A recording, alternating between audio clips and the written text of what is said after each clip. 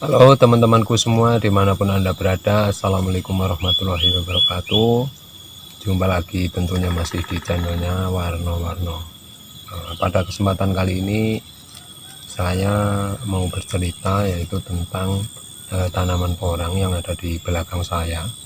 Ini adalah tanaman dari bibit katak, dan ini semua masih tumbuh subur di saat tanaman-tanaman yang dari bibit umbi itu sudah dorman. Kenapa begitu?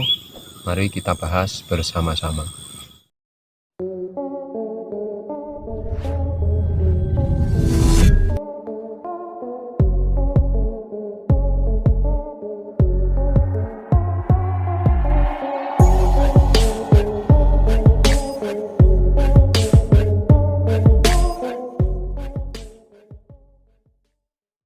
Baik kawan-kawan, saya lanjut videonya.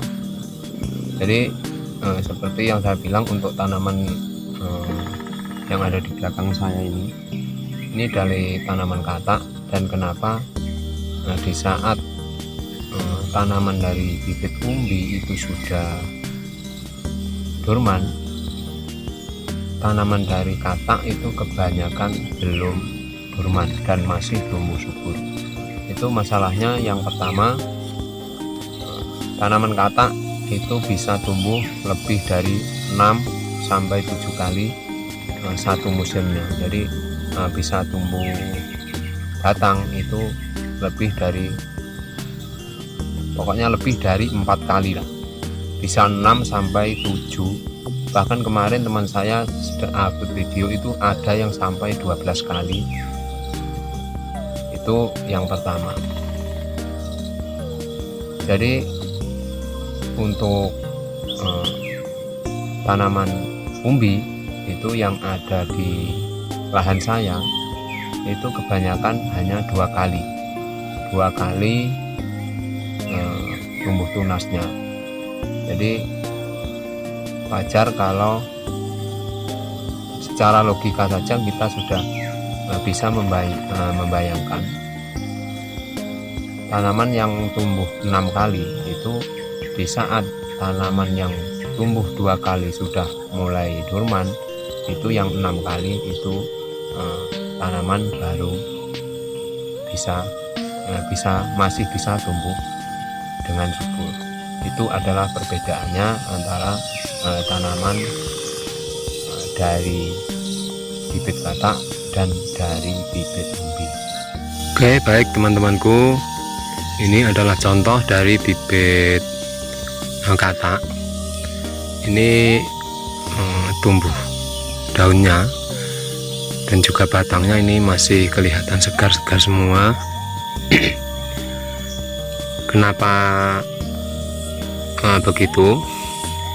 Karena yang pertama, tanaman katak seperti ini, kita lihat batangnya. Tanaman katak biarpun kita sama-sama nanemnya barengan sama yang dari bibit umbi, itu ini tanaman katak bisa tumbuh lebih dari 3, 4, bahkan bisa tumbuh sampai 6 atau 7 kali batangnya ini. Jadi ini keluar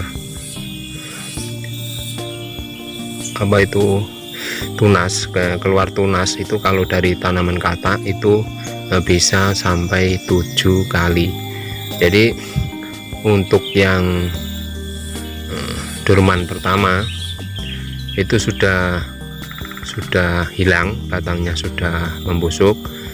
Itu yang tumbuh tunas-tunas yang baru ini masih kelihatan segar seperti ini. Jadi kelihatannya itu masa dormannya agak lama, karena ini tumbuhnya sudah akhir-akhir mau musim dorman. Nah, lain lagi kalau dengan tanaman katak, maksud saya tanaman dari umbi.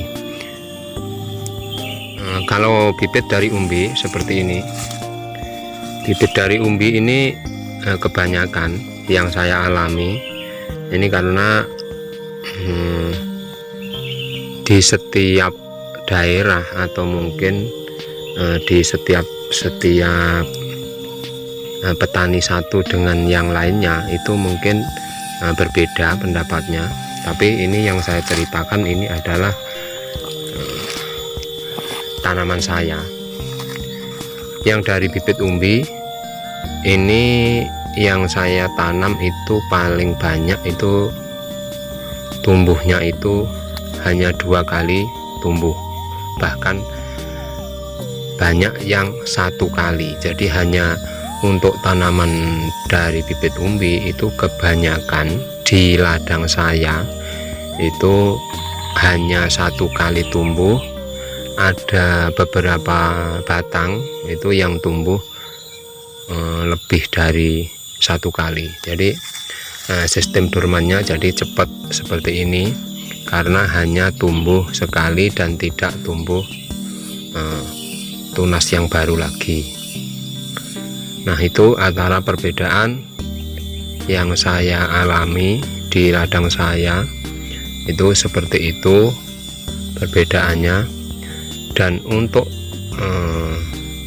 tanaman yang di dalam naungan ataupun yang tidak di dalam naungan itu juga ada perbedaannya, sangat kontras sekali. Di dalam masa dormannya itu juga sangat beda sekali. Kan kalau ini adalah hasil umbi yang sudah ripah duluan. Ini juga dari bibit, kalau ini dari bibit katak ini ya, dari bibit katak yang paling kecil, karena yang di sini ini waktu itu saya beli katak 1 kilonya itu isinya lebih dari 180, jadi hanya sebesar jari. Ini sudah termasuk yang besar. Ini saya tanam 1 musim hasilnya segede ini. Gede ini sudah dorman duluan, kemudian saya bongkar, takutnya nanti nggak ketemu, karena ini lahannya mau saya perbaiki, mau saya gulut dan saya buat yang lebih bagus supaya hasilnya lebih memuaskan. Ini kalau dilihat dari